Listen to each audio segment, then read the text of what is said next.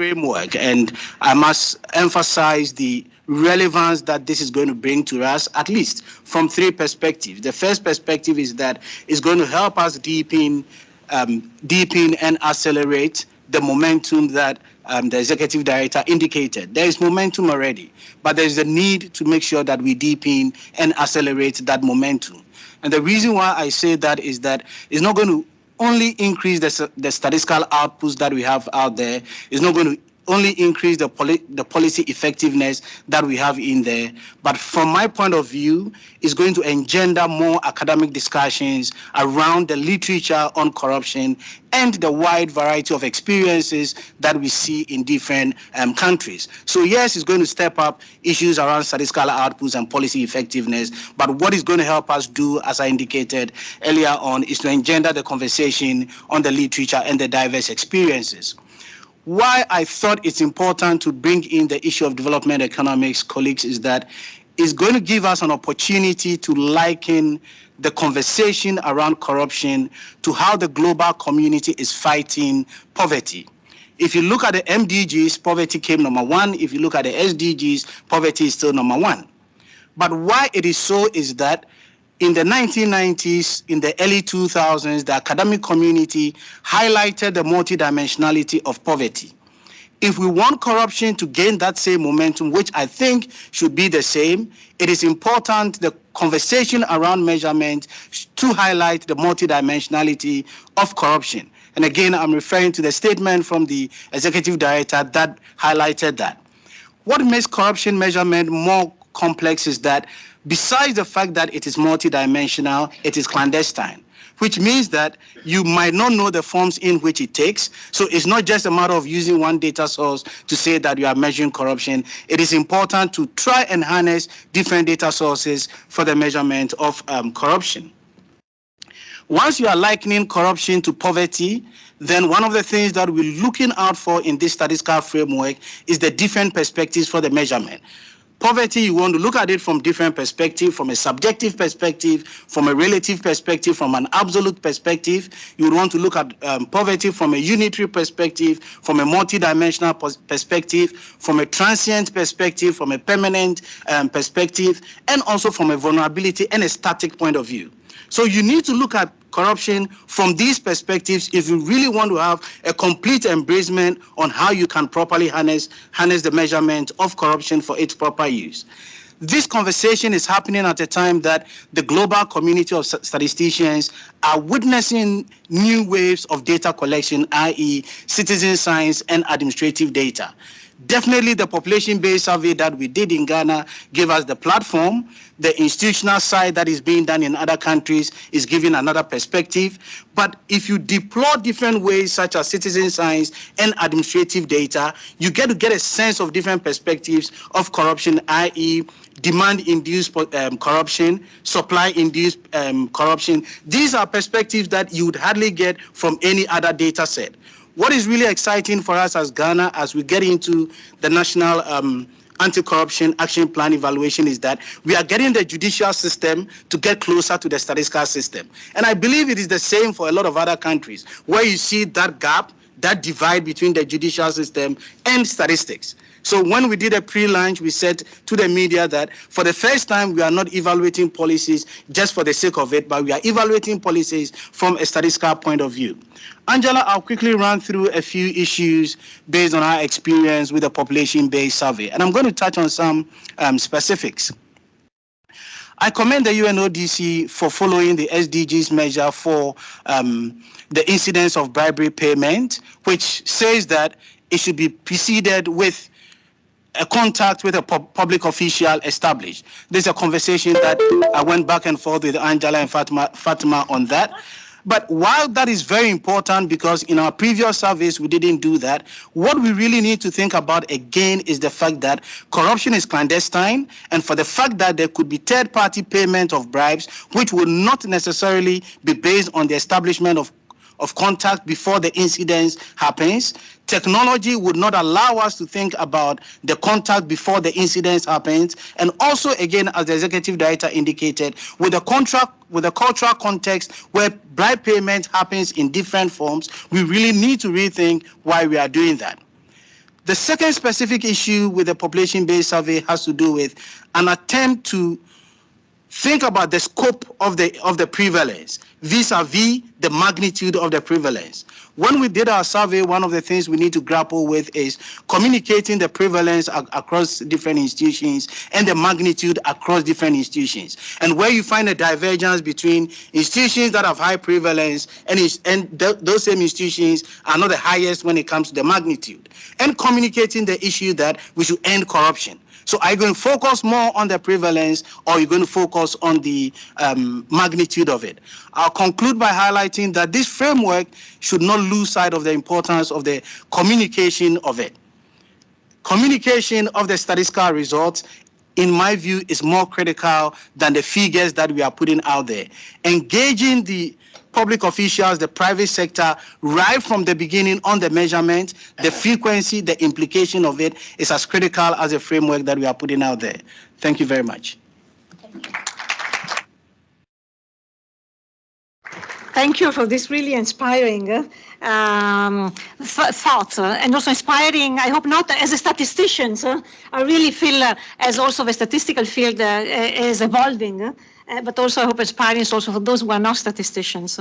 So now we have Mr. Arturo Herrera Gutierrez from the World Bank. We could not talk about measurement of corruption without the World Bank. The World Bank as pioneer, really the measurement at international level.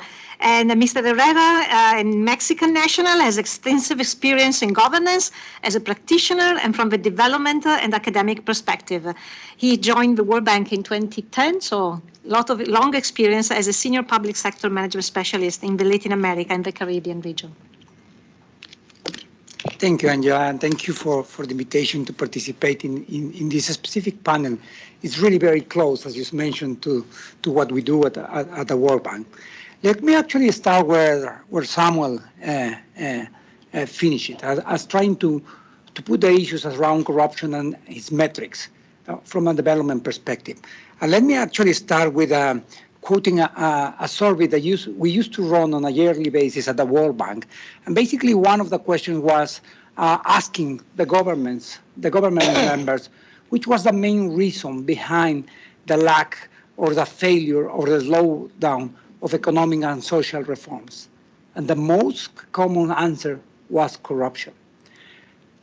Now, given that the governments themselves identify corruption as the most relevant hurdle, it's interesting to see how little information we have to tackle that.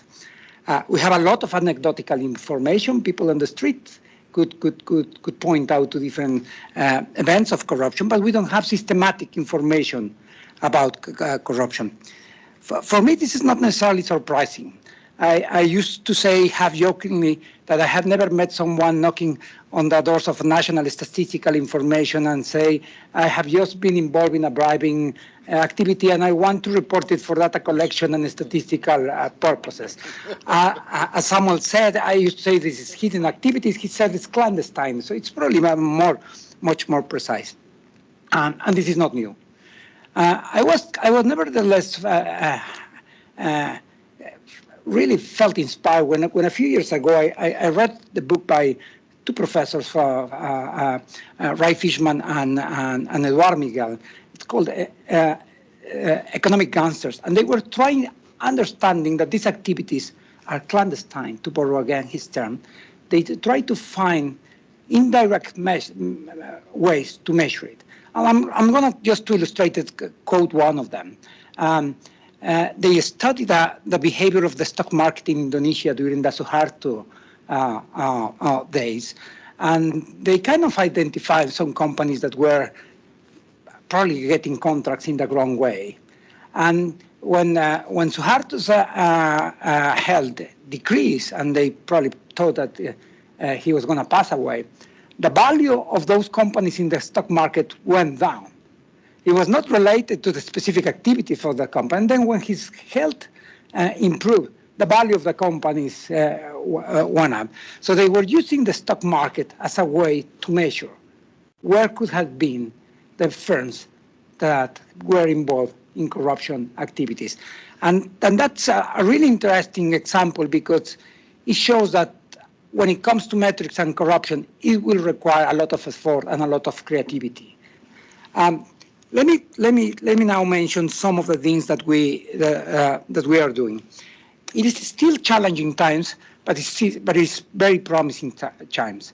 We have never seen the availability of data or administrative data of actually millions of observations now than before, than any time before.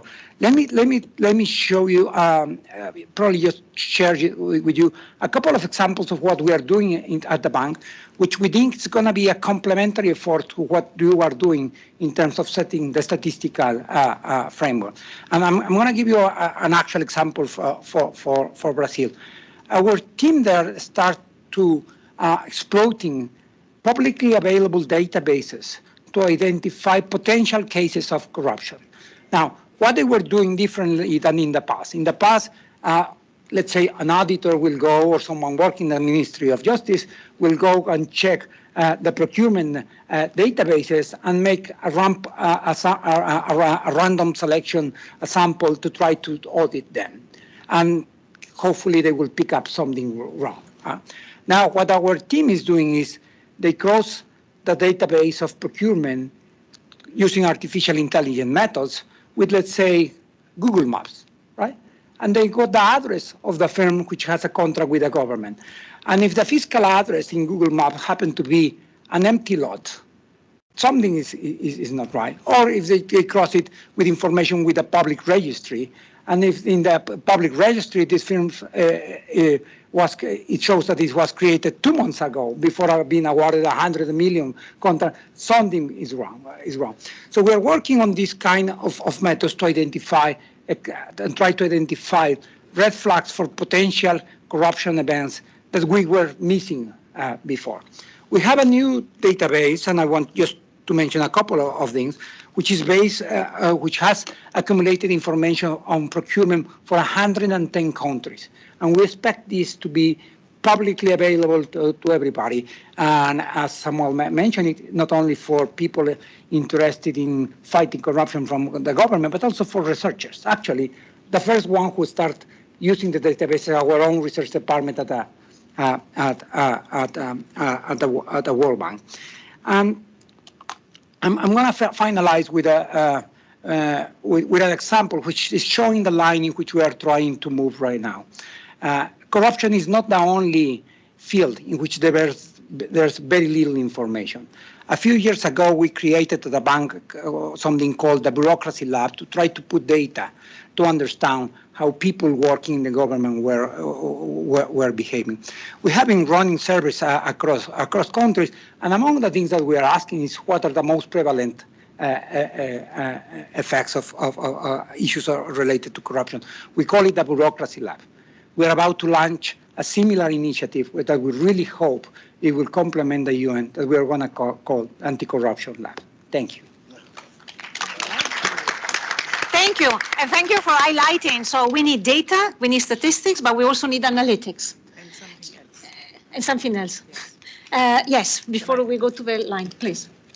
As I was listening to everyone on this panel and feeling inspired, as Angela said, you said we need data. We need statistics, we need analysis and analytics. And I will add, borrowing from my dear friend, Ministro Nordio, something that you said yesterday, and I've been thinking about it. We had a meeting yesterday, and he said for us to address the criminal behavior and the organized crimes, and corruption is one of them, he said we need imagination and fantasy. And the criminals are always ahead of governments. They're always ahead of the curve. And I recall very well this valuable, I think, intervention, imagination and fantasy. Thank you. Thank you. I just wanted to say, maybe, I don't know, here in the room, but we are also online. And we have another, it's a video, actually, from Mr. Prince Adeyem Adenirian, the Statistical General of Nigeria. We have heard about the work that Nigeria has done in measuring corruption. He's a professional statistician with a background in demography and social statistics, and he has been appointed in 22 as the Statistical General. So we have a video. But if, I guess, yes. Distinguished participants, I'm delighted to join you today at this side event on measuring corruption to translate anti-corruption capacity into action and impact, and to share some thoughts on Nigeria's experience in this regard. As you may know, Nigeria, through the National Bureau of Statistics, where I work, has successfully conducted 2 rounds of the corruption survey, with a 3rd one going on presently. These surveys are for the first time provided very significant and important evidence on citizens' experience with corruption, particularly when they have met or come in contact with public officers.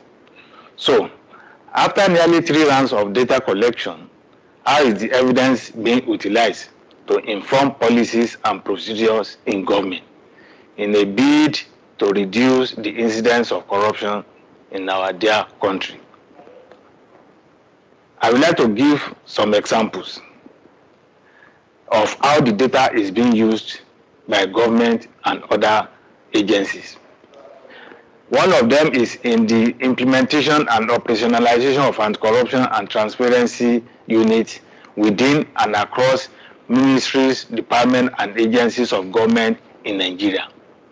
The Anti-Corruption and Transparency Unit was established by the Independent Corrupt Practices and Other Related Offences Commission, that we call ICPC, as one of the implementation mechanisms for its mandate of prohibition and prevention of corruption, especially in the public service. The operations of these units across MDAs in the country, using available evidence from the 2 surveys that we have conducted so far, serves as an internal mechanism to help to check and prevent incidences of corruption within MDAs. Another important example of the actions taken because of the availability of data from our office is that subnational authorities are now joining the federal government effort to tackle corruption. With the result available at the state level, state governments have formally joined the fight against corruption now. So far, we have it on record that not less than 8 states have so far established their own anti-corruption laws or have established their own anti-corruption agencies within their states. This is a major step towards addressing corrupt practices at the subnational level. Distinguished ladies and gentlemen, due to time constraints, I will leave it here for now.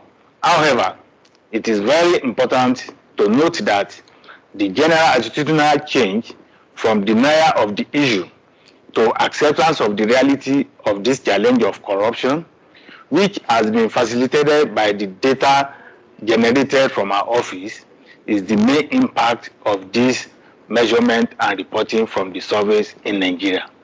Going forward, we hope to expand this survey and provide further insight, particularly by including a gender and social inclusion module to the next round of the survey.